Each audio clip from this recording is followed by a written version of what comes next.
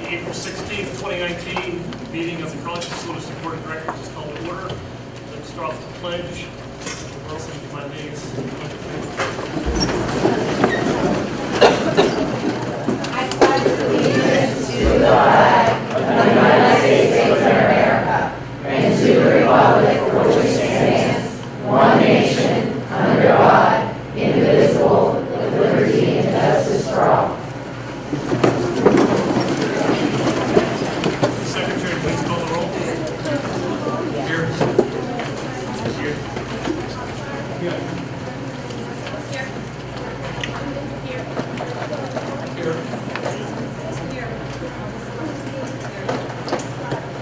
Here. So at the beginning of each meeting, we have time where we ask the public to comment on anything that's on our agenda. Once we're seeing the sign-in sheets and once we're smiling faces, I think we're all supposed to share our opinion, so. We can't hear you in the back. Thank you. Better? Much better. Okay. Before we invite folks to come up and speak, we're going to have our business manager provide a couple of quick bullets and hopefully we'll give context for some of the things we're going to talk about later tonight. I think it's important for you to see that. Again, though, everyone's invited to come up, share your opinion, share your thoughts.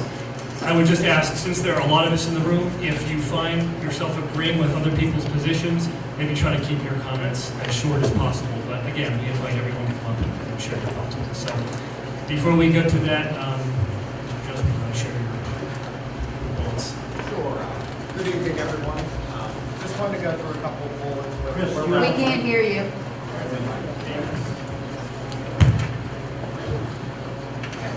Good evening, everyone.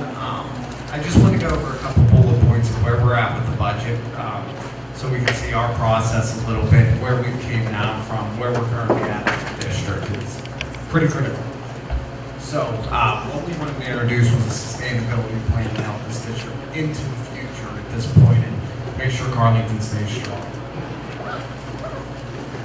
So with our district sustainability plan, Carlynton, the way schools are, the public school districts in Pennsylvania, a lot of them are facing financial challenges with several big expenditures that aren't regulated federally by the state. So I wanted to share you a couple of things where we came from the budget. So our 1920 budget update, we get one of these budget updates at each finance committee meeting and sometimes at the board meetings also. So you're welcome to be at those finance committee meetings. As you can see, one of the big parts with the school district is the salary and benefits. They are 72% of the expenses of the school district. Our 1920 preliminary budget, which we have to submit in April, that started off with $1.4 million. We continue to research, meetings with the administration team, with the board, with everyone. Let's try to reduce this as much as possible. So we ended up at, right now, we're currently at $987,000 deficit. That's money we have to pull out of what they call our fund balance, our operating cash. When we go through current restructuring as a sustainability plan, that will bring us down to a $710,000 deficit, which is still a large deficit, but it's working us back down. And this is a plan that will go into the future to help us keep Carlynton financially strong. Thank you, Chris. So again, just a couple of brief pieces of information. We will have a full budget meeting next month in May, and we invite all of you to come back and engage in a dialogue around the full budget. This will provide context for some of the decisions that the board is going to be asked later in the meeting, and I think why some or many of you are here tonight. So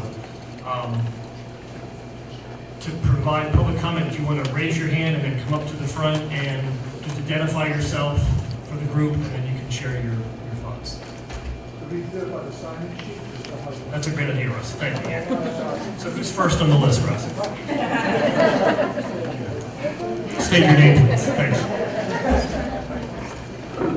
Good evening. Whoops, sorry.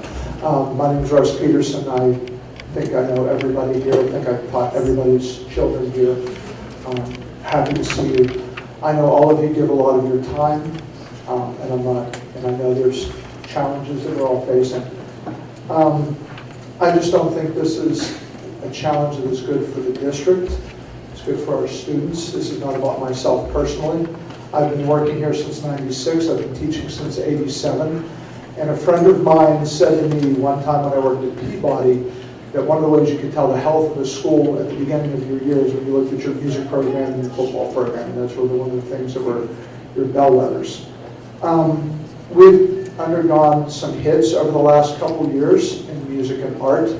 In my position of fine arts coordinator, I've never found out about any of these until after they've happened. 2 years ago, we reduced all of the specials by 30%.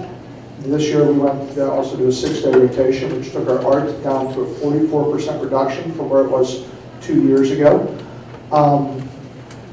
With the music, had an 11% increase because they had so much extra prep time that they ended up going from one 45-minute 2 years ago to 2 30-minute classes this year.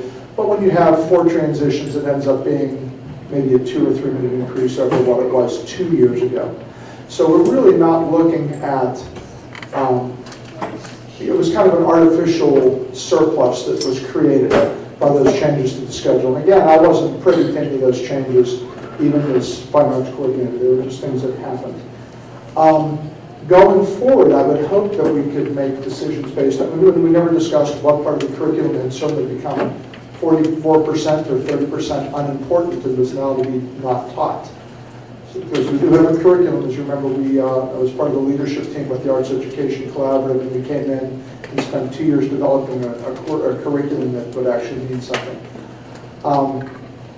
I think, I don't want to be in a district where we have an Ayn Rand philosophy where students that are maybe not affluent no longer have access to the arts, and I'm afraid that's where this pushes us. As some people may know, when students haven't had the money for the rent, I've paid for the rent for their instruments. When people have, the last 2 years I was out about $4,000 for most of the year, because I bought instruments for kids. And part of the process, until they could get there, this is because we care about the kids. Not about the bottom line, not about me, but about what's best for our students. And that's what I hope we'll make our decisions based upon. Not upon a short-term problem. I think we've got the music you've announced to people that want to move in, that we're no longer really serious about education. And that's just my philosophy. I know that none of you feel that way. I know that all of your students are in the music program, and I hope that we can, Mr. Apple, I'm sorry, your son dropped out at the end of 5th grade. But I'm sorry, because I wish I had an opportunity to work with him. No, I didn't mean that. I did have an opportunity. Mark had a chance to work with your son, but I did not. So that's where I'm coming from. So I hope that you'll consider it. Thank you very much for your time.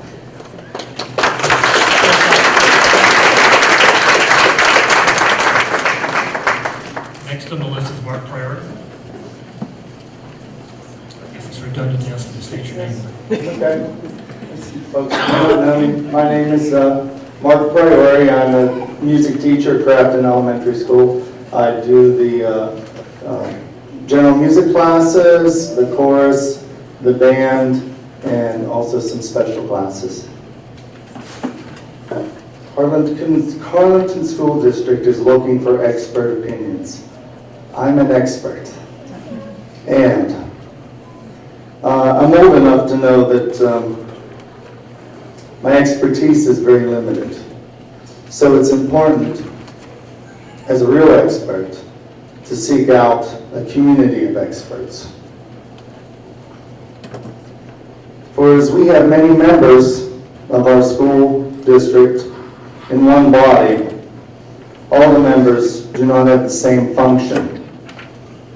Each person brings their own talents and their own abilities to the table and finds a way to work with the others. And it's something as a music teacher we know very well because we are putting together bands with students with different talents on different instruments and different talents in singing and different talents even in our general music classes where they do things. I am sorry for the economic distress of this district, but common sense would say that cutting off a member and cutting educational programs is not the best way to help pay the heating bill.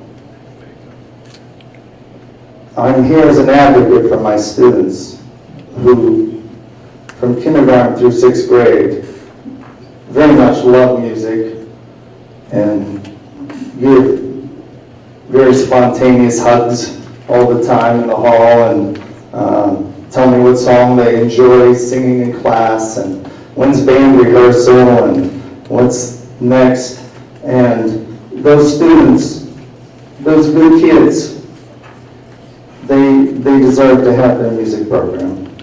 So let's give positive reinforcement to these positive children who want to do positive things and beautiful things in music and art. And let's encourage and reward them. Thank you.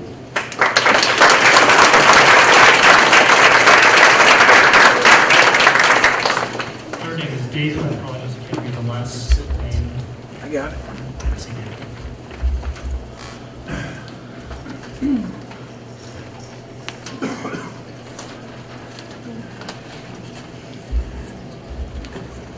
Hi, I'm Dave Kwiatkowski. I'm a parent here a student here at Carlynton High School, and I've been a long-time resident here in Grafton. And I'm here tonight for the personnel elimination of an elementary music or chorus position, item number 7. And I heard about it just recently, and I was really kind of shocked that the school board would consider removing one of our teachers from the elementary school. And one of the reasons why I feel that way is because when I first moved here to Grafton, I lived in a third-floor apartment building, a third-floor apartment. From my window, I could hear, and sometimes painfully hear, the strains of a 4th grader practicing her flute. It's my neighbor across the street. And I would hear her in that, starting out in 4th grade, and then with each successive year, it got better and better. Those strained notes turned to melodies, and I saw her forming the band, and then when she graduated, her father was real proud because she had got accepted to a university where she was able to play the flute and be in their band, and she went on to become part of the United States Air Force band. And so going through that, hearing that and how proud he was to know that his daughter had become that was made me feel good about where I live. And then after I had my daughter, from 2008 to 2013, I was honored and coerced into being overseeing the Grafton Elementary Talent Show. And I watched those kids year after year, all 6 years that I ran that thing, coming in with pitch pipes and singing and learning their songs and practicing. And it was the encouragement of their music teachers, one who's since passed, and his wonderful sister who took over. And it was, I think about those kids, and I remember this one girl who she was afraid to sing when she auditioned for the talent show. And I said, well, what do you want to do? And she said, well, can we close the curtain so that I can sing behind the curtain? So we closed the curtain, and the kids sang like a bird. And we opened the curtain up the next time, and she sang again. And for the talent show, she just did a great job. And then just last year, I saw her in one of the musicals singing. And, it was that, I think it was the, that introduction to music and the introduction to that young girl playing the flute. And all these kids who learned their love of music and the arts while they were in grade school. And to lose someone like that, lose a teacher, and lose that expertise that we have, really would be a shame to the future students coming through. And I think, I've sat through countless chorus concerts, countless band concerts, and to know that we're going to lose, we'll lose some of those students from attrition because they don't have the guidance and they don't have the skills that they would have learned with the teacher that you're planning to eliminate. I really hope that you think about the students, and I hope you think about the school district itself when you think about removing an educator. We've already lost the library and the librarian, and our arts are getting cut back.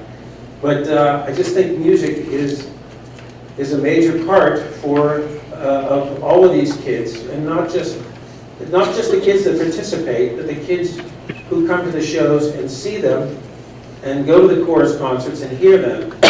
And I just think you should consider the kids that are coming up and the kids that are here in the school now when you make your votes. And thanks for listening.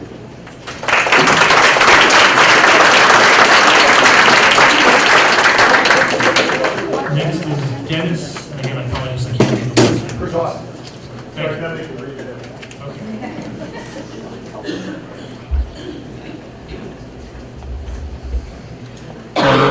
Good evening, ladies and gentlemen of the school board. I'm a longtime Carnegie resident. In all full disclosure, I'm a classmate of Mary Perot. We attended Duquesne University School of Music, and I attended the Juilliard School in New York.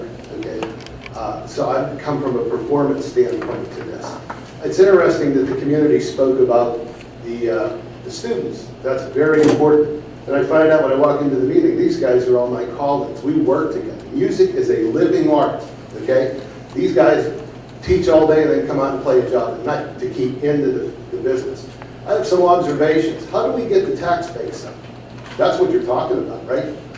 Well, it sure as hell ain't gonna be by cutting arts. Because when people want to move into a community, they want fine arts for their kids, and they want humanities. So when people look at school districts, and look at Carlynton, what do we have? Like I said, everybody's cutting everything back. I don't know what the answer is from your financial point, but it's certainly not cutting fine arts. Fine arts are very important. How many kids, and I'm not picking on sports, but just take this in context. How many kids will leave Carlynton High School and play college ball? Very, very minor amount. How many kids will come out of college and play professional sports? Almost none. How many kids will come out of the Carlynton vocal program and sing in church choirs? Okay, tons of them. They'll go work in community orchestras. They'll be all over the place because music is a cognitive skill that helps you think, it helps you do mathematics, it helps you memorize. It is not something to be discounted. Oh, that's just the music program, okay? I'll tell you the truth, and these guys will back me up. It's harder to get through music school than it is to get through law school. Okay? Because law school, you have to have, it's a tremendous amount of work. But music is 98% work, but 2% talent, and you gotta have the talent. I urge you to keep music, in fact, expand music in our schools. There's gotta be a way, we've got to attract people into this community, and Carnegie is on the upswing. We have people moving into this community, renovating, we see commercial construction. What's the two things they look for? Safety and the school district. Don't cut music, keep Mary in her position, These kids in junior and senior high school have to come from somewhere. We've got to start them. By the time you get to senior high school, if you don't launch them into a choral program, it's too late. Thank you. Appreciate it.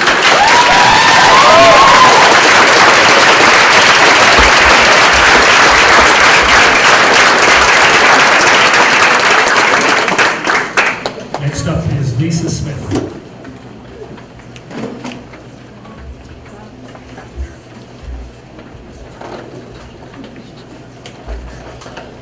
I am a parent of a student here.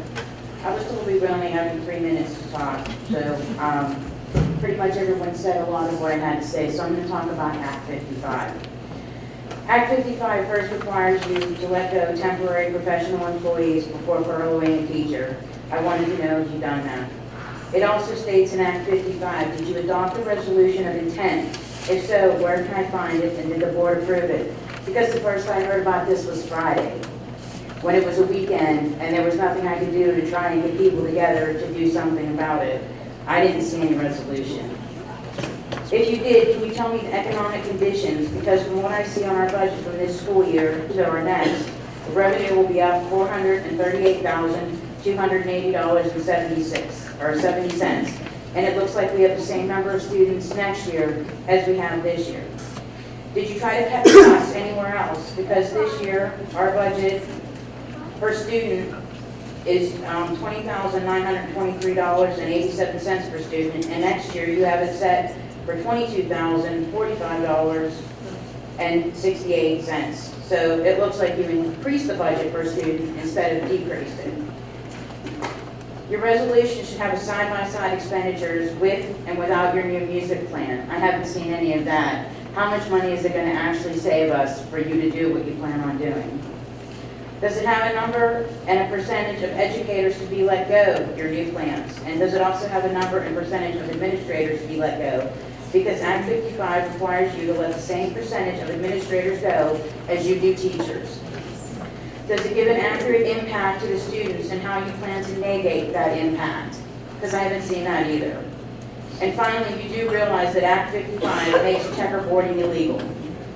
Now, I could be wrong, but on page 27 of the new teacher's contract, F2 reads a lot like checkerboarding. So I wanted to make sure that you all know that checkerboarding is illegal and cannot be done. Thank you.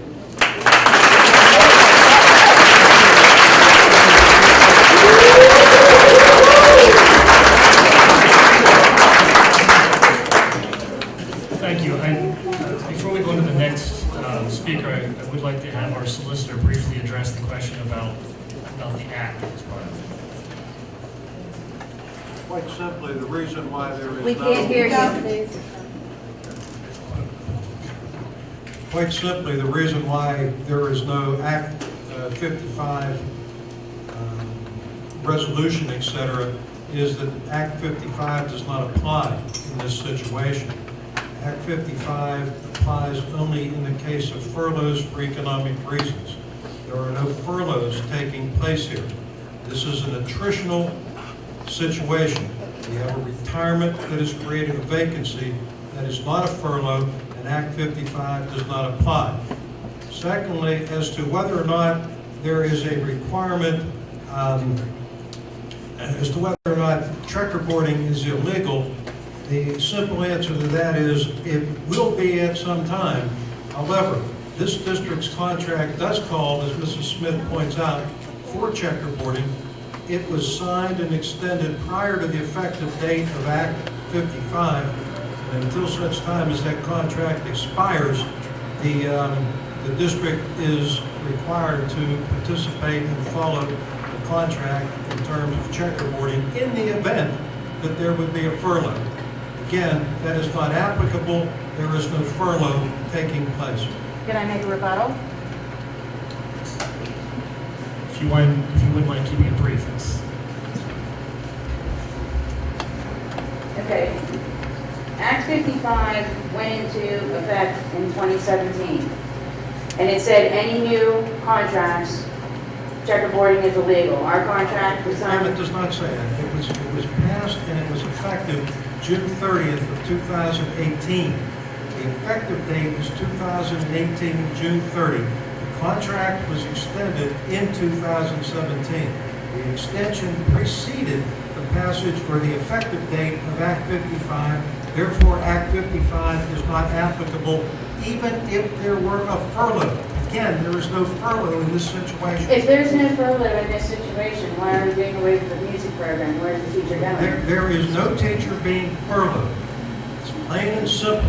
There is no teacher being furloughed. There are reassignments, no furlough. Therefore, Act 55 does not apply.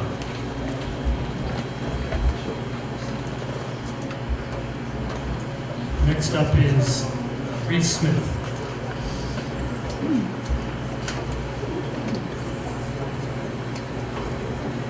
I'm a student, obviously. So I stand before you all to warn you of the potential disaster of this decision and the school's track record with some of the scholarly kids. Now, as we mentioned before, maybe there is going to be a furlough. That was not how it was painted to some of the people, but there still is going to be checkerboarding because as if there's no furlough, Miss Ferrero would not be furloughed. Might think, where will she go? Well, it turns out that she will be going into the GATE program. Give me a second to find where I am. It's not part of my thing. Oh yes, she's being pushed into the GATE position to which she has no experience, qualification, no claim to. To make matters even worse, she's pushing out Mrs. Betty.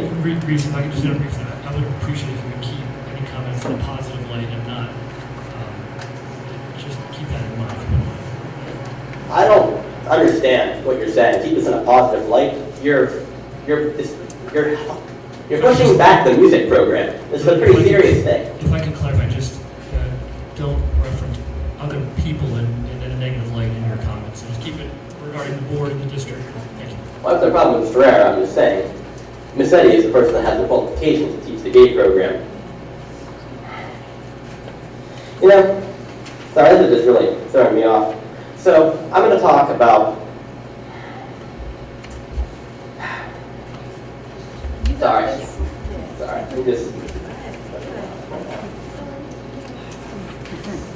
Reese, I apologize for interrupting. No, I just... Appreciate you coming and sharing your thoughts.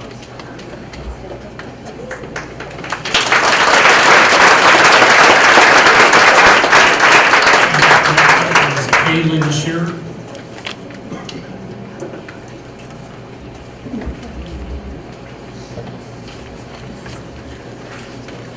Hi, everybody.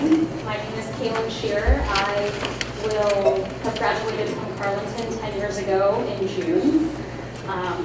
It's hard for me to come back here. I had a really hard time in school. I had some crazy things happen to me. And I am now a freelance musician and a music teacher. And it is because of the people A little bit about me. I had some things happen to me. I was homeless my junior year of high school. I lived in my friend's basement. And I got taught music for free because I didn't have money. And it was very, very easy for me to be able to go down a bad path. Because there are bad parts of Carnegie, there are bad parts of Crafton, and there are even bad outlets in Roslyn Parks, you know, and I always envy the Roslyn Parks people. But growing up with Montour next to us and Chartiers Valley next to us, it's really difficult for this tiny community to stay afloat. I understand that, and I'm going to empathize with you guys from my administration standpoint. Up until recently, I was the director of administration for Pittsburgh Filmmakers and Pittsburgh Center for the Arts. We have gotten a bunch of scrutiny from the media about the deficit that we were facing when I worked there and how to close that gap. Our line of credit when we sold the Melwood building, which was 40,000 square feet, was up to over $1 million. And we had to sell the Melwood building for 3.75. And we had money in an account which is now being spent because their solution was to eliminate jobs. No one had sat down, and I'm not saying that you guys haven't sat down because I'm sure you have worked really hard and worked a ton of hours because, like I said, I empathize with that. No one had sat down and we had gone through 3 chief executive officers, without completely restructuring and being able to offer people good jobs that paid well, their solution was to cut. And their deficit was still around $875,000 after cutting major jobs. And then it was my job as a 28-year-old musician in a director of administration role to sit down and figure that out. And I learned very, very fast. So what I did learn is that it's not easy. It's very difficult. I don't envy any of you.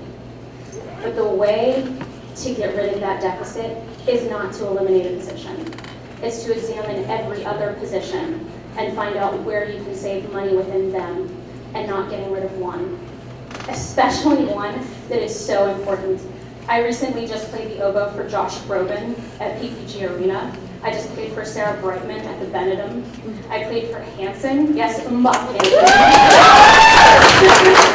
And that was in Cleveland. I played with the West Virginia Symphony Orchestra. I have played in Europe.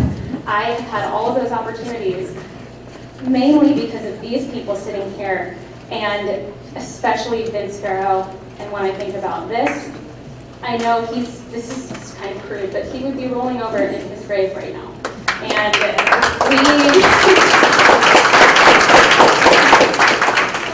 the first time I sang with vibrato, he went, yes, that's good. Keep doing that. And I wouldn't be alive without being a musician today. I would probably have died like 2 people out of the 98 people in my graduating class did, which is so sad. And I feel like if they had more music, they'd still be here. So I am just urging all of you to really sit down and look at the jobs. We were at 53% of our salary and benefits to employees at PFPCA. I wanted to cut that back to 40%. I was looked at as the bad guy, but I was an artist and I knew how hard it was. But it's doable.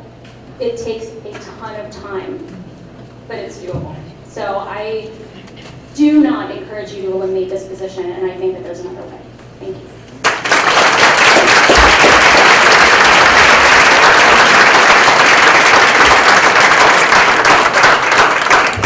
Before we get to our next speaker, just quickly commenting, to be clear, the actions that are on our agenda for later in the meeting do not include making cuts to the music program. There is a staff adjustment looking to be made, but the goal of the administration of the goal of the board is to not have program cuts, not have students affected. So that is the stated goal. I appreciate everyone's comments, but that's the goal of the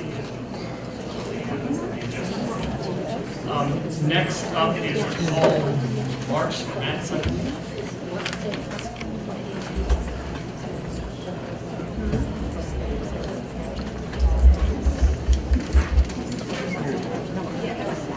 Hello everyone on the board, and hello everyone here. For people who don't know me, my name is Paul Matz, and I'm a 2009 alumnus of Carlynton High School. After that, I attended Duquesne University for music performance with a focus in double bass, achieved my bachelor's there, got a master's at Rice University for the same major, and a postgraduate performance certificate from Carnegie Mellon University. And I'm currently playing this concert season with the Pittsburgh Symphony. Thanks largely in part to the folks sitting right here in front of me. There's been a lot of arguments as to why to not eliminate this position. I wanted to provide some statistical information that might help you consider not doing it. To start, I found in some of my research that ages 2 to 9 in the elementary school educational system benefit language development from studying music, either performance or appreciation. This develops a part of the left side of the brain known to be involved in processing language, and to quote one of the researchers, language competence is at the root of social competence. Musical experience strengthens the capacity to be verbally competent. There is also a causal link between music and spatial intelligence. That is to say, that understanding music helps children visualize various elements that go together. This is one of the most core elements of solving math problems. I have a quote here from Mary Lorheisen, who is the Executive Director of the National Association of Music Merchants. Schools that have rigorous programs and high-quality music and arts teachers probably have high-quality teachers in other areas. If you have an environment where there are a lot of people doing creatively smart, great things, joyful things, even people who aren't doing music necessarily have the tendency to go up and do better. I have a bit of information from Dr. Kyle Pruitt, who is a clinical professor of child psychiatry at the Yale School of Medicine. Music improves spatial temporal skills over time. These skills are applicable to solving multi-step problems found in architecture, engineering, math, art, gaming, and computer science, to say just a few.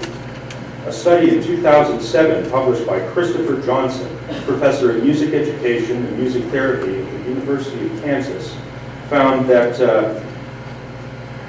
elementary school students with superior music education programs scored roughly 22% higher on English and 20% higher on math scores in standardized tests compared to schools with low-quality music programs, regardless of socioeconomic disparities among schools or districts. And let's see. There's actually a benefit to the reduction of risk of Alzheimer's from having a strong music education program. 36% less likely if you have studied music at any point in time in your K-12 experience. University of Vermont psychiatry professor James Kuciak says that the more training on an instrument, the better the emotional outlook, anxiety, control, and attention to detail. This develops a phenomenon in the brain called cortical thickening, which basically makes your brain more impervious to memory loss, and over time it improves your ability to learn new skills and improve the ones you have. It also it has a benefit with reducing depression and attention deficit disorder.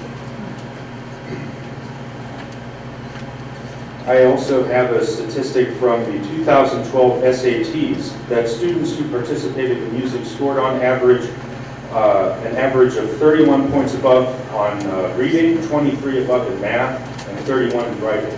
I think that the risk you take is not necessarily damaging just the music program, but you're actually at risk of hindering success in all fields that you teach at the school district.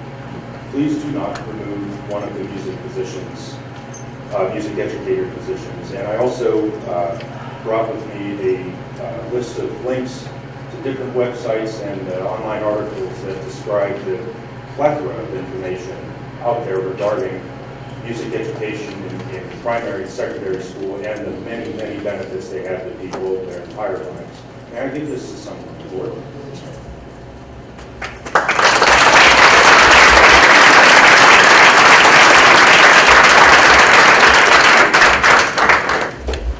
Thank you for hearing me. Next up is Christine Lewis.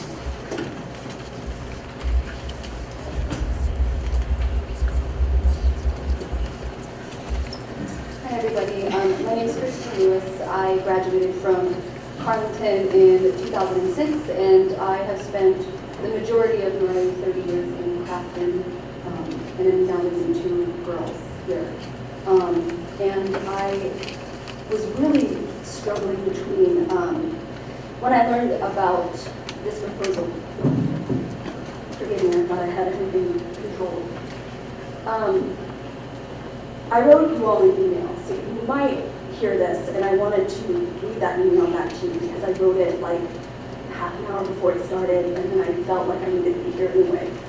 So I'm going to read this as if, I'm just emailing, and then I'm going to talk a little bit more. I wrote, I am writing now because I am greatly troubled to learn that there will be a vote this evening at the school board meeting to eliminate a position in the music program.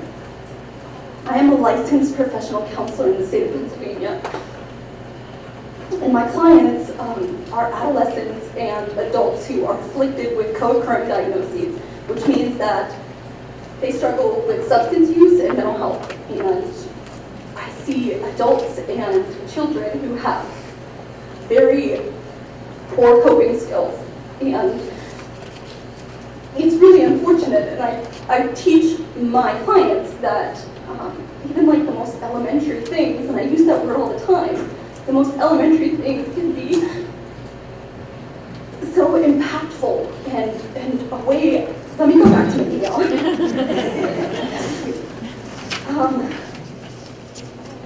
Many of my clients have identified music and art as an effective way to express themselves. They have, we have been entrusted with the responsibility to raise a generation of empathic, compassionate, self-aware, and bright young people. We would be making a mistake by assuming that one less expressive arts instructor in schools would not make a lasting impact. Music can be a form of expression, a way to support or validate emotions, an effective way to communicate and uplift. We cannot lapse on our responsibility to remember that our children are complex and that they learn in different ways. Please allow music to continue to infiltrate our schools. I was raised in Carlynton and throughout elementary and high school. Some of my safest and fondest memories happened in music, happened on the stage, happened in that hallway over there. And I don't remember a lot about school. I don't remember calculus, and I wasn't really good at it at all anyway. I don't remember science, and I remember the teachers and their compassion, and I see that with our teachers here. But I do remember feeling safe and accepted and empowered and encouraged to go from playing clarinet in marching band to playing the tuba and carrying the sousaphone. Being, my size and stature, that's kind of silly. But I did it anyway because it was courage. A lot of my clients that I see now on an outpatient basis, I work for Western Psychiatric Institute and Clinic. A lot of my clients are adults that go in and out of the hospital because they have significant trauma or their substance use has led them to experience such consequences like losing their kids to CYF, deaths, and dealing with grief. And I teach them, put your headphones in, use DBT skills like opposite action, and play a happy song when you're feeling sad, and just see what it will do for you, and it works. So I would just really encourage you guys to think again, and I don't know what checkerboarding is, and I don't know what Act 55 is, and I don't know what it means to furlough as opposed to restructure. This decision doesn't really have to be made today, so please pause and be open-minded and have compassion for that boy who can't express himself like this, like I'm having trouble like this, but ask him maybe to play his guitar or to sing, and I'm sure he could get through. Thank you.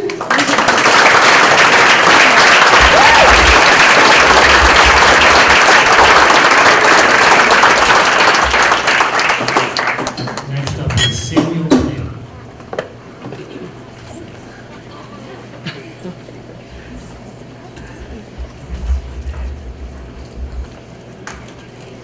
Alright, so I'm not very good at talking in front of crowds, so you'll bear with me. Alright, I just want to give like a student's perspective on this. So, my name is Sam Knable, and I've been a student in the music department since Mr. Priori and Mr. Peterson put an oboe in my hand, told me to blow into it in 4th grade. And so I've performed in multiple music festivals, like the Western Allegheny Music Society, all those WACAs, WAMs. I've had the honor of this year performing in the PMEA Regional Honors Band. And I will be going to the University of Maine, aided by a scholarship to performing arts.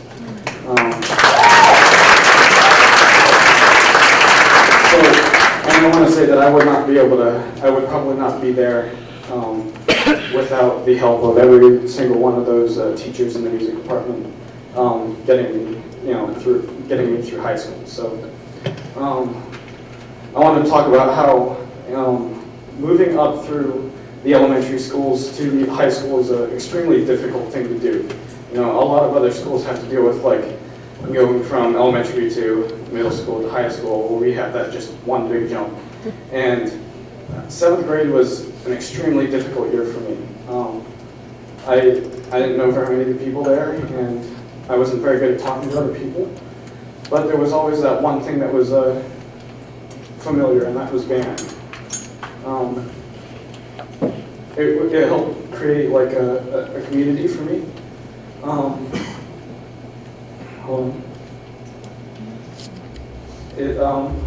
It gave me friends, and it gave me people that I could feel comfortable being around. And I know that I'm not the only person that has gone through struggles going from the elementary school to the high school. So, I mean, for the other students coming up, please don't take away a position in the music department. Last thing I want to say is I don't think music is just a subject. I think it's a way of living. So, thank you.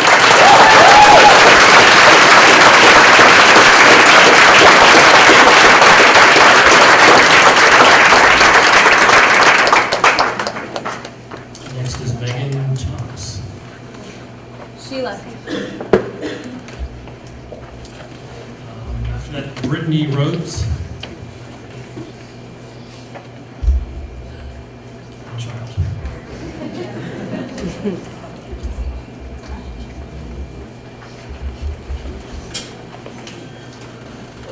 Hi, I'm Brittany Rhodes. I'm a parent of 2 children that go to Carnegie Elementary, and I have 2 infants.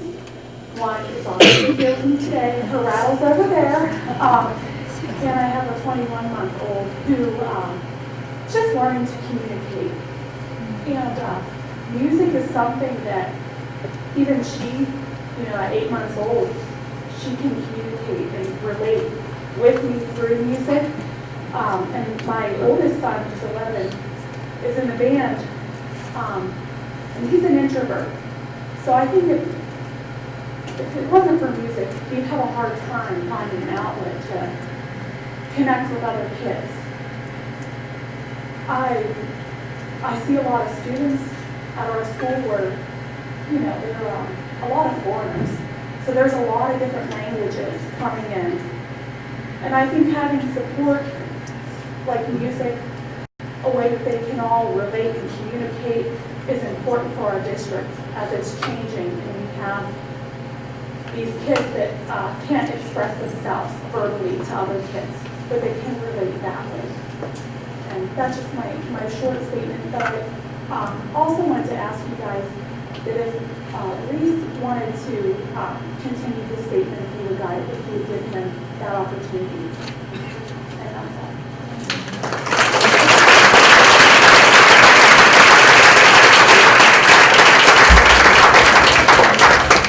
Next up is Jennifer Scullion.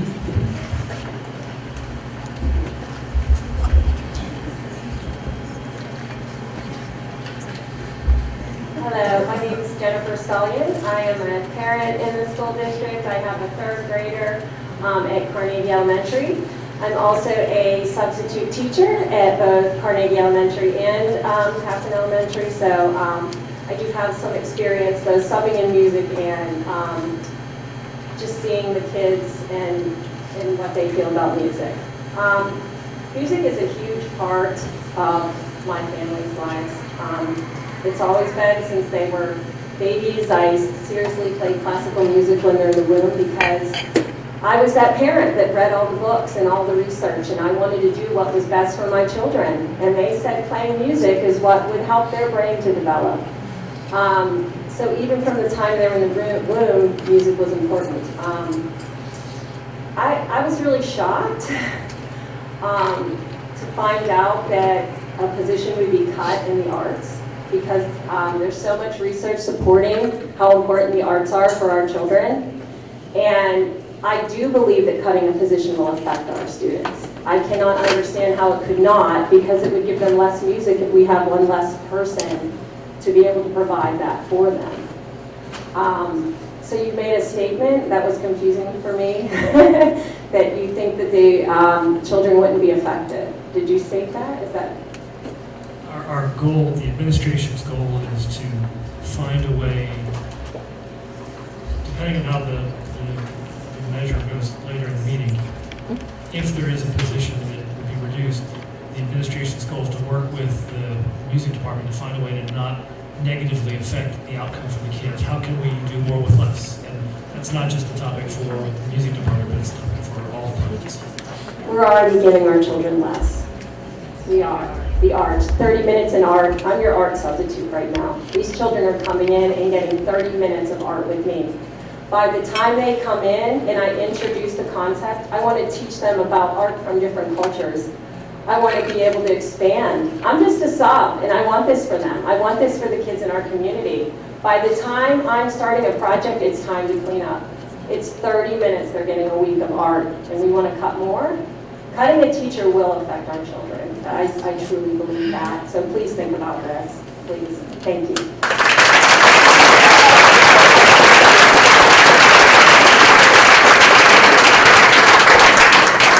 Next is Laura Lake.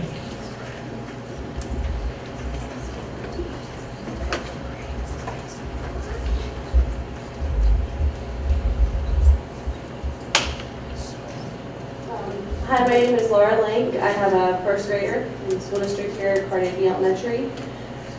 So many of the bullet points that I was thinking of were already hit on before I came up here. But I just wanted to offer the perspective of somebody who came here as an outsider. I came from West Virginia, Greene County, near the state line. I married my husband, and we had the whole wide world of Pittsburgh open. Where were we going to settle? And we came to Carnegie, and it was back when they had the Jazz Festival. I don't know, it pretty much we came here and then it ended the next year, and I guess it had continued for 40 years before that. But we were blown away by as artists, we both have fine arts degrees. I have a major in journalism. You know, just the arts are a big part of our lives as well. You know, my husband's a drummer. We came to this festival and we saw rockabilly and bluegrass, and we saw sculptors on the street, and we just fell in love with this community. And when we didn't have children yet, but we imagined this, we saw all this great diversity, and the Holy Festival where the Indian community comes out and dances and everything, and we just knew this was a place for our kids, because we had come from a place where everybody was basically the same religion, the same color. It was just little pocketed rural areas, and I came to school, my son started last year, and I've seen Mrs. Farrow's class. I've gone in, I've taken pictures for the PTA, for the yearbook, and I've just seen the joy on the kids' faces. You know, they're sitting there, they're learning sign language, which I think is great. Yes, they're learning, it sounds like sometimes other languages. I've only seen a couple of the classes, but I was impressed with that. I mean, these are pretty mature songs for young children. You know, it does increase, like I said, there were a lot of bullet points that were hit before I was up here, but it does increase your ability to understand mathematics when you're reading music. That's a skill that carries over into a lot of other areas of your life. And to just go along with, I'm sorry, what was your last name? Scallion? Scallion, okay. Just to go along with that, as far as children, personally, my children are still pretty young, but the first thing they can do is they start singing and dancing when they're trying to develop a language. And lots of times I would just sing a song to have them do a chore or whatever, and it carries into everyday life, and it calms them down, as others have said, and I can't imagine just being in school where lots of times they're recessed, they're stuck inside in the winter, they're watching movies, they have short lunches, they don't get to communicate with their friends, they don't get to build the friendships like we had when I was a younger kid. I can't imagine taking away that joy, limiting it, I should say, not taking it away, but just limiting it to a shorter amount of time where they're not able to carry that with them throughout the day. Because they are under a lot more stress and pressure and Common Core math and everything that I didn't have when I was a kid. So that's just it. I just want to see the outside, somebody moving to this area. Oh, and I was going to say, I just think that the school should reflect, we have accordion classes, we have higher voices, we have Carnegie Stage in an area that's, I think, a square mile. I mean, we have so much culture. We have a gallery, 3rd Street Gallery. I just think that our elementary school and our high school should reflect that. We should be an extension of the community.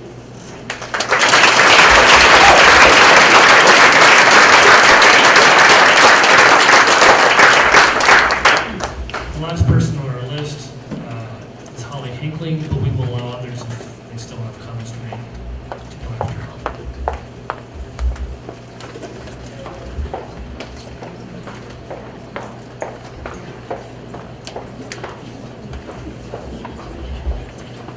Hi, I'm Holly Hinkling. I'm a 2000 Carlynton grad. Grew up in Crafton. I live in Crafton now. I live across the street from the house I grew up in. My daughter is in 4th grade. I didn't live in Crafton the whole time. I went away and came back, and I choose to live here because I love this community. I love Crafton. I love Carnegie. I love Rosen Farms.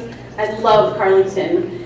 And I choose to have my child go to Crafton Elementary School in this community because I love it and I want it to be better, not worse. And that's the main point that I wanted to make. Singing twice a week versus singing once a week makes a huge difference. If we want to compete with other school districts, we need to have as much music as we can. Playing an instrument twice a week rather than once a week makes a huge difference. Singing for 45 minutes rather than 30 minutes makes a huge, huge difference. So I was in chorus in school, I was in band in school. I was taught by all 3 of these teachers. And my daughter is learning how to play trumpet from Mr. Priory, and she's learning how to sing in harmony from Miss Barrow. I appreciate it so much, and I want it to stay. Mary, when you, at the chorus concert, at the Christmas concert, she was so vibrant. She was teaching them, you were telling us about how what they were doing was above and beyond what kids that age would be expected to do. And I don't want to lose that. That's so, so important to me. Specifically you, what you do is important to me. It's important to my child. Music education has been really important in my life. I, like other people said, I use it as a coping mechanism, but I've also used it professionally. I went to Chatham College, I majored in mathematics, but my music was my minor.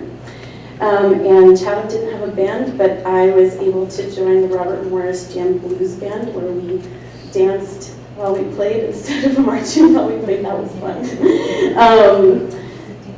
After college, I played music all over the country and all over the world, not because I was classically trained. I didn't practice, and that's why I needed band, as much band practice as possible. But music has opened the doors for me in a lot of different places. I've hung out with musicians in Paris and Los Angeles. I've sung in church. I've taught children singing in church. I went to Africa for a while. I lived in Zambia, which is a country in Africa, for about 6 years, and I taught music to refugees, but I also learned music from refugees because I knew how to read music and they knew how to play Congolese rumba. And so there was a really cool thing that happened partially because of Carlynton and because of the background that inspired me and took me there. And now I'm back in Pittsburgh and I teach. I'm an advisor in the Honors College at the University of Pittsburgh, and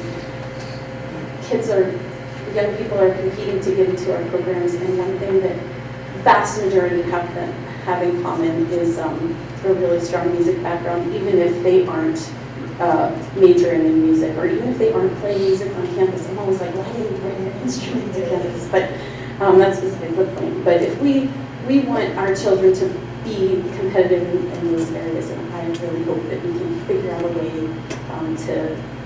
to get creative and keep our school good and make it better. Thank you.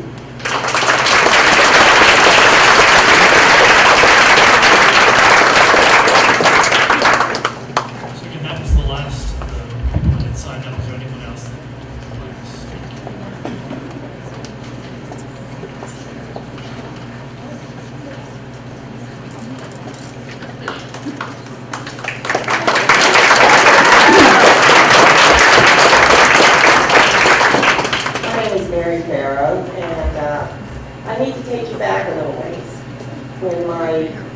father, who's an Italian immigrant, came to this country, and my mother, Giovanna, who had gone to an elementary school in Crafton. The nun came home and said to my grandmother, Jamie's so talented, she needs to have piano lessons. And my grandmother responded to her, I don't can afford a piano lesson, what the heck are you talking about? She says, I'll tell you what, you make me homemade Italian bread, and I'll give your daughter piano lessons. That's where the music in the Farrow family started. Then my mom went on to be one of the first piano solos that Crafton at that time had an orchestra on the very same stage where Mr. Pryor and Mr. Peterson teach. Then along came, my beloved twin and I came to Carlynton. This was our alma mater. We were yearning for some type of music, just yearning. And we had music by some lady pushing a record player. Those of you who don't remember what a record player is, right now. Okay, pushing with the record. And I would say, Vince, we gotta do something. This is not right. And so we said, okay, can we bring Vince, the master guitarist, can I bring my guitar in? And she said, yeah, I guess so. We would take every opportunity. Then we went to Carlynton High School, and we had chorus and band. And we both wanted to go into music.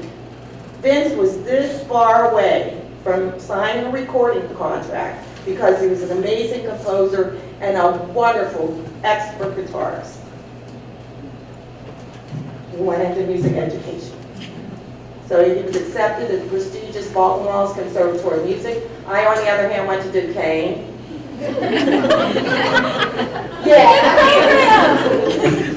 So he was a student of Andreas Segovia's, a student of Andreas Segovia's. And even though we did not have music theory or orchestration, the whole 9 yards, here at Carlynton at that time, we didn't have any of that. We were behind everyone. We had, and thank God for that loaf of bread, because my mom was responsible for getting us into music. And like I said, he was this close to being a recording contract, multi-millionaire. We got to get back to our club. That was at the time where they had a lot of trouble with the high school band. And I said to myself, I wonder what suckers auditioning for this, because there were only 18 people in the band at that time. And here was Vince. So Vince built up the band to over, because T, called him T, says, T, we gotta make it so these kids have what we didn't have. What we didn't have. And that we were screaming for. And then Vince went to the elementary school. At that time, there were maybe a couple kids in the choir. He built it over to 100 students in the elementary choir, to where this is probably one of the largest, best elementary choir in the area.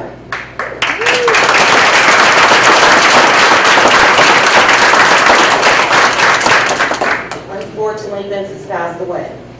But he raised Carnegie's music department and the choir department, and along with these wonderful gentlemen that you see sitting over here, who are passionate. It's not a job. It's not a job. It's to teach students music, how to learn, how to love, and how to express themselves through music. And that's why we're here. That's why we're here. It's not a job to us. It's a passion. So then when Vince passed away, it was not an easy thing to do. But his twin sister tried to pick up the pieces. And he left such a strong foundation. I said, Vince, this is for you. And I agree with Kaylin. He was here at this point. He worked his tail off to build his music department. Especially Carnegie, along with these gentlemen. These gentlemen, you know, it's not easy listening to beginning bands. It's not. They weren't, you have the patience of Job. It's a lot easier listening like people trying to sing, I think. But that's why we're here. Because, like I said, it is not a job. And we went through Carlynton. This is our alma mater. We want to give back to our school district. And it's just the kids. The kids. I look at all these kids in the band, in the choir, on the elementary level. They won't get any further than that if there's not a firm foundation. And we're operating on a skeletal staff as it is. When we go to PMA district choir, there are like 3-4 people doing what he does, and what I do. So, please, I'm very passionate about this. These gentlemen are very passionate about it. Without music, like Julie Lewis says, the earth will be just that. Thank you so much.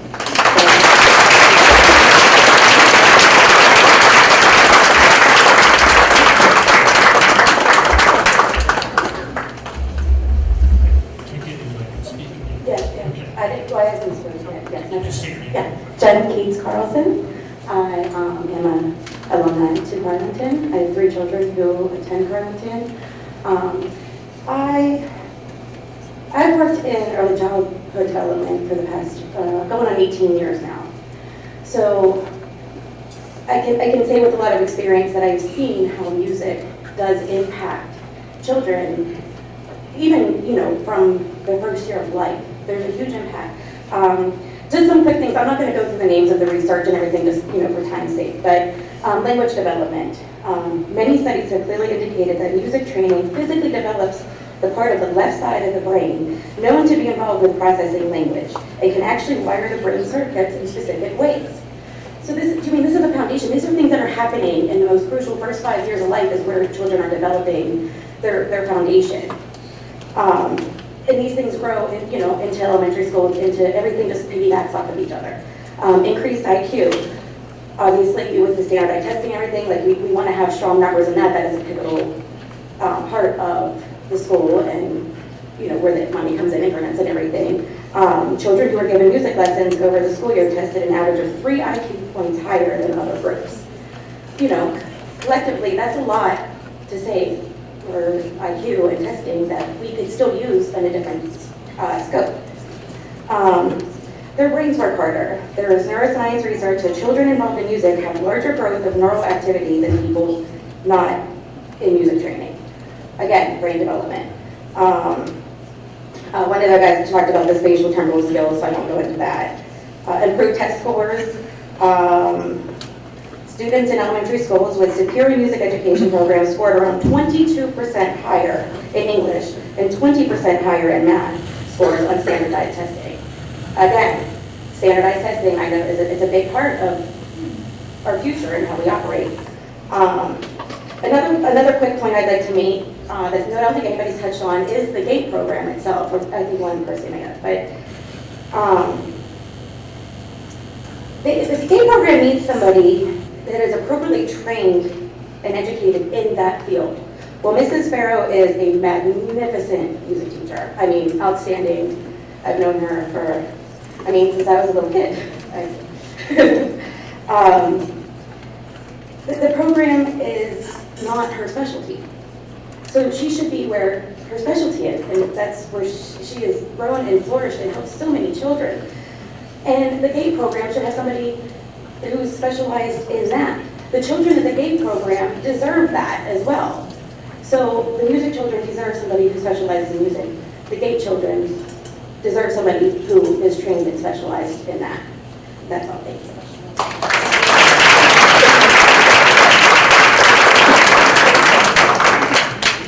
Just a quick point of clarification on the GATE position. We're not obviously officially doing anything with the GATE position. If something were to happen, if there's a change in personnel, the administration of the school do not have any control which teachers will be placed in the GATE program. That is simply an effect of the teacher contract. So we have no ability, we cannot place someone in that position. It's simply, I don't want to use the word checkerboarding, but to a lay person, it is shifting of personnel. So that's not anything that we have control of. Would anyone else like this? My name is Rebecca Schaefer. I just wanted to give personal kind of advice to this. I grew up in Carnegie my whole life. My mother lived here since 1977. I lived in Carnegie. I went to school here. I graduated in 1999, and when I was younger, I had a lot of problems. I have speech problems, I was dyslexic, I had a lot of issues going on. And growing up with these teachers, Mr. Farrow, Mr. Casiola, Mr. Peterson, all of them, music was a big part for me to socialize, to actually speak out to people when I wasn't able to do that. Chorus, I loved it. You know, I played flute. I was in the marching band. I was in a regular band, and it helped me an awful lot. So growing up with Mr. Farrow and all them, it was personal because they taught us so much. And now that my son, who just recently started school in kindergarten, has a daughter that's following behind him, you know, I want my kids to experience the same things that I had a chance to experience. And you can't find that in a lot of teachers. You can't find those qualities, you know. And I feel that when you're eliminating the qualities that these teachers have, and you want to take them and you want to eliminate the position just so you guys can have, I understand money's tight, I get it. I mean, we all have those problems, you know. But to eliminate it and put them somewhere else, and they're taking that from my son. They're taking that from these children. You know, I mean, I wanted my children to come back here so they can experience the same things that I experienced. My son has issues as well, and he's not very social, and he has problems making friends and stuff. And he tells me all the time when he's in Mrs. Farrow's class, he says, you know, Mommy, I love to sing. I like to sing. I enjoy doing it. And he tells me, he talks to me about it. And he doesn't talk about very much stuff. He has a problem communicating. He has a hard time communicating, even to me, his own mother. And for him to come home and to tell me as a kindergartner about how much he enjoys his music class, and if you guys want to take that from my son, it's not right, and it's not fair to any of the other people's children that are here, or the other people that are going to come in. It's not fair to these kids. I want my kids to experience what I experienced. Thank you.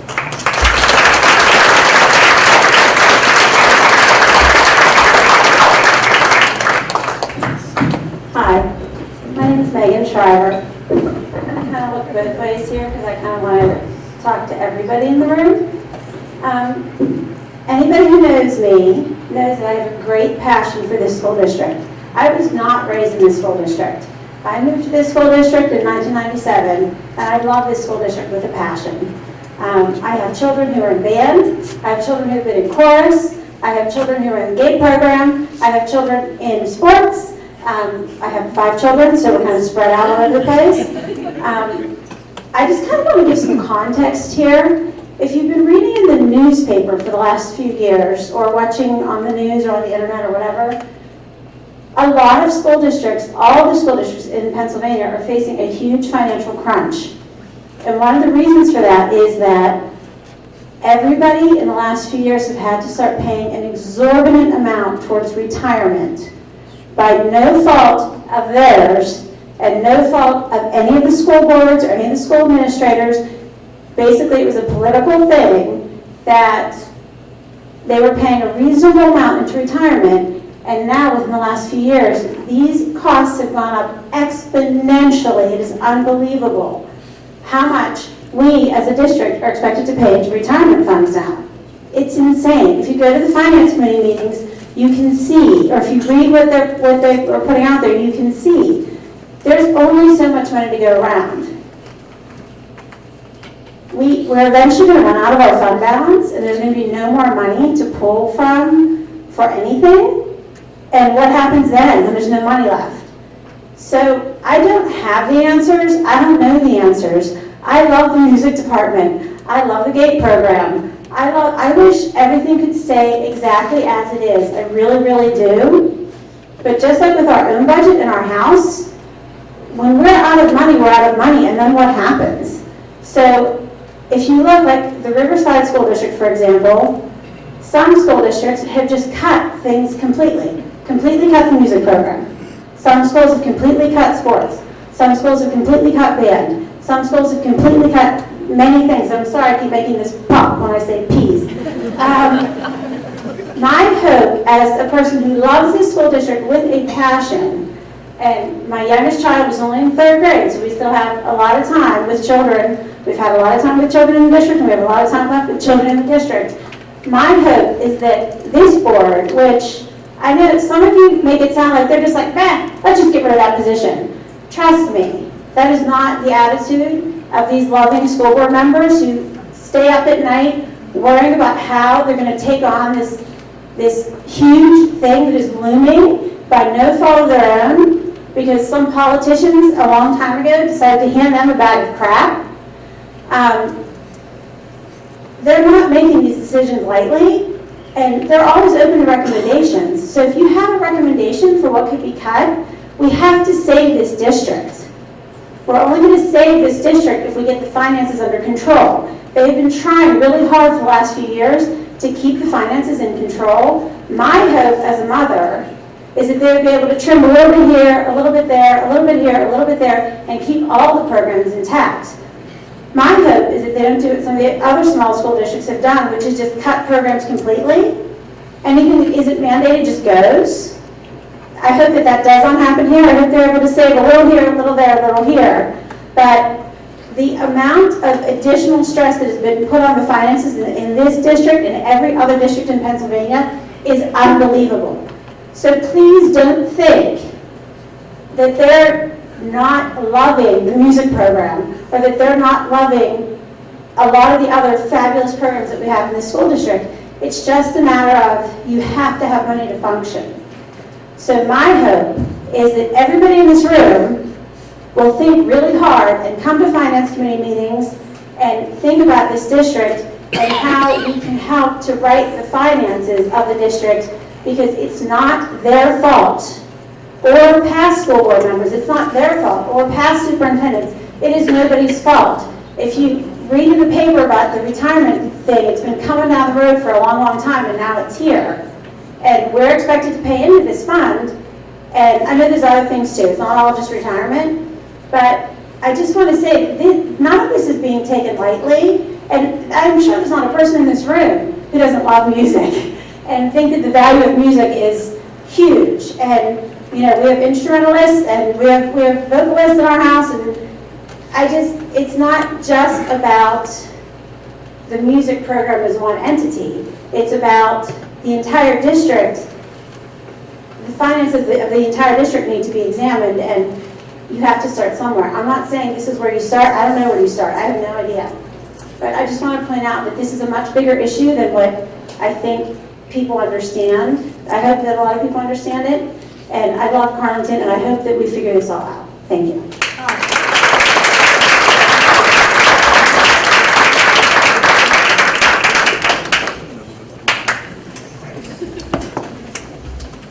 Hi, my name is Vicki Carrasco. I have a graduate and a high school student and an elementary school student. And I know that you are not the bad guys. And I know that you and you and you and you and you have people in the band or have had people in the band and the music, all that. I'm just here to speak very briefly for somebody that hasn't been spoken up for yet. And although it was touched on, and that's our immigrant population, okay? And I just want to say that whenever we moved to the district here, my children do not speak English. I made sure that we were listed as ESL students just so we could get that extra funding. But I know that it wasn't necessary for us to be tested for ESL, and I know that if it were necessary, we would have seamlessly gotten into the position of English, okay? So I'm here to talk to you about the people who are ESL, and I want to thank you, Mr. Peterson, because I know you have funded instruments for some people who otherwise could not afford it. We have people, friends of ours who've lived in other states. Most of our friends truly come from other countries, and absolutely this would be a luxury in their countries, without a question. There is no such thing as music in the schools. That's something you do on your own, if you can afford it, like Mrs. Farrow said, if you can afford a private music lesson, a private voice lesson, a private piano lesson, or whatever. And if you notice, those students who are here, ESL students who are in the music programs, they're way at the top of the class. So perhaps it's redundant what I'm saying. I don't know but I just want you to remember that this should not be a community of haves and have-nots. This should be a community that pulls everybody up together. And I also want to say that none of you here can leave one of the concerts without an absolute song in your heart. You guys are fantastic, and I thank you for your time.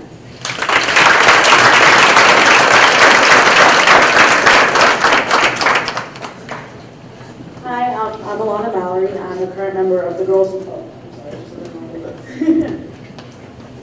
I'm a current member of the Girls Ensemble.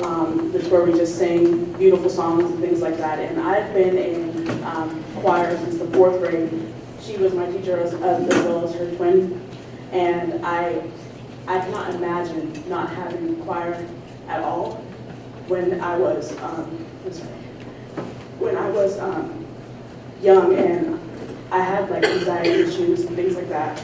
And excuse me, I would go to Mr. Farrow's class, and the one time he stopped me after class and was like, "You are amazing. There's something about you that you can do, and you need to pursue that." And I feel like if kids don't have that, push, that they're never going to have it. And like, I've been doing music ever since. I wasn't good at sports. I wasn't good at kickball. I was the last person to get picked for kickball. And I think the only thing I was good at was lunch. So that's pretty much my experience as a little one. But like, I can't stop music. It's just in me. And I feel like that's something that we should keep forever. Thank you.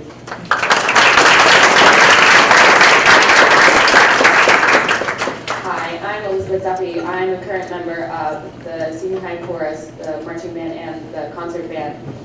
And I obviously don't understand all of the countless hours that you've put into deliberating over this, but I have. I did come from a school that did not have a chorus and in my elementary years, and I could not wait to get into that classroom once I found out. But like, even now, I can still tell that I am behind some of my peers in my skill set because I didn't have that foundation the same way that they did.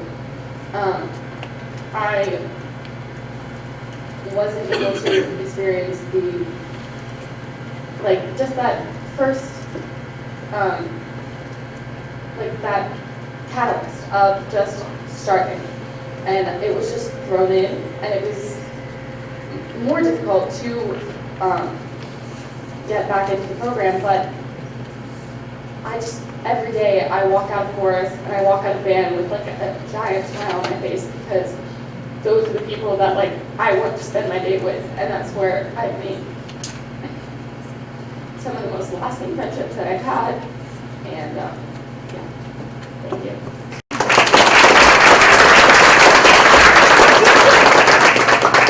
Hi, I'm Cameron Kwiatkowski. I'm a junior and a current member of Girls Ensemble. I apologize if this is a little jumbled. I wasn't expecting to stand up here today, but I just wanted to express my thoughts and just say to you that I can't imagine the amount of struggle that you guys have had over the last couple of weeks having to make this difficult decision.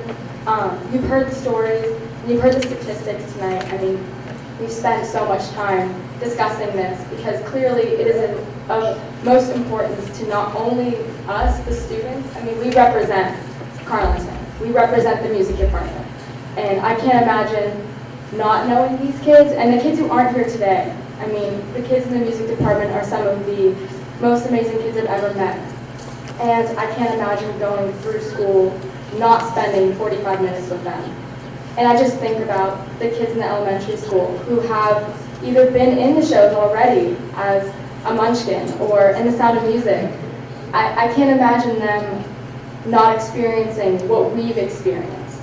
So I just hope that you'll think about the stories, but also think about the statistics and think about everything you've heard tonight before you make your decision. Thank you.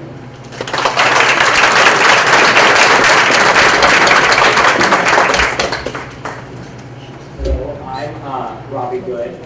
I'm in Guys Ensemble, and I just gotta say, I don't come to school excited to write equations. I come to school, I come to school ready to sing. it's what makes my day. It's the only class I look forward to. And I had Ms. Barrow, I had Mr. Priori, and I had Mr. Peterson for a year. And they are all I really remember from elementary school. They made my elementary, like my years throughout the elementary school, the best. It was the most fun, like having class with Ms. Barrow and having music with Mr. Priori and having band with Mr. Peterson. And I can't imagine the kids in the elementary school now to lose one of them. And I just gotta say, music has brought all of us together. And I have, like, my best friends are in guys ensemble, they're in girls ensemble, in senior high chorus, and they're part of the musical. I can't imagine not having them in my life. So yeah, thank you.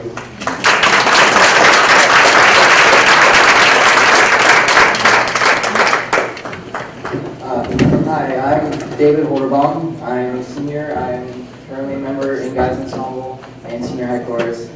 And I joined chorus just like Alana in 4th grade. And I didn't know anything, what was going on. Mr. Farrow was my teacher. Then Miss Farrow was my teacher. And I always had, I may not have known what was going on, but I had so much fun every time, and every time. And I remember being pulled out of class by Mr. Farrow one day, and he asked me, David, do you want to do PMEA district course? And I didn't know what that was, but I said, sure. And I didn't realize it at the time, but it's because he saw something in me, and he believed in me. And he was the first person to see that. And I was in PMEA district course 5th, 6th, 7th, 8th, and 9th grade. Every year since then. And I came up here, and it wasn't easy, but my favorite thing was always chorus. And then I got to join guys ensemble, and that made it even better, because then I was introduced to all these people who love the same thing that I love. And now what I figured out, like, what I want to do with my life, and that's pursue music and pursue musical theater and all that stuff because of chorus. And it's because I had chorus in elementary school. So you guys probably won't remember this story. You guys are so busy. I get it. But yeah, thank you.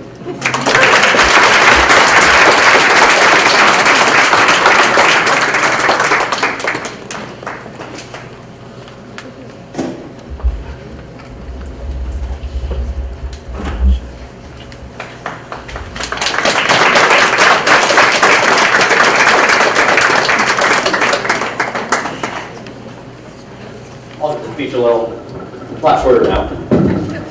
So I'd like to point out a few things about the teacher contract. So, see, I have been informed that the union made efforts to mislead the board on the effects of the contract. One board member said that the members that were not present for negotiations were urged to vote for the contract because it was a gift from the teachers. Perhaps part of the reason the contract could be pitched as a gift for the top 3 salary brackets receive the pay freeze. But here's the reason why. Here's the question. Why did more have one? In 2017-2018 salary schedule, teachers just hired with a bachelor's degree made $39,598 a year. Keep in mind that the median income in the United States is $38,640 a year. A teacher starting out makes more than 50% of wage earners in the U.S. and does not include supplementals that could be paid out to the teacher if they take on other roles in the school. Under the current salary schedule, for the 2019-2020 school year, a teacher just hired with a bachelor's degree will make $41,998 a year. Why? With freezing the pay scale, every teacher that's been teaching for less than 14 years will rise in the pay scale each year, essentially earning a raise anyway. As for teachers that have been here 14 years, they all make about $97,000 a year. To put that into perspective, the median household income is $61,372 a year. That's 35,000 more than 50% of households in the United States. Those teachers don't necessarily need a raise. But if they really want one, they can go back to school part-time and raise their wage, or take on supplemental positions. Speaking of supplemental positions, why do so many of these also receive raises? The school is in financial trouble. You would think the union would freeze all pay scales and maybe even shave a little off the supplements in hopes of preventing further financial burden would possibly help save teacher positions. But instead, they push for more and more pay, forcing a greater financial burden onto the school.